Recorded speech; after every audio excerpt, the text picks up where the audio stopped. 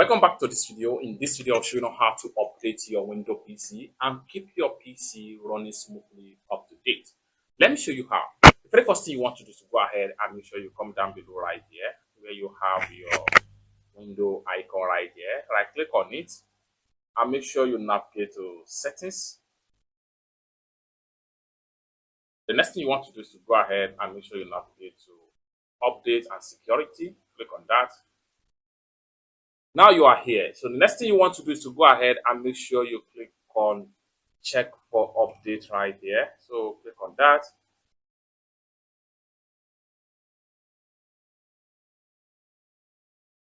Just like what you see right here, you can see the PC started to check for update.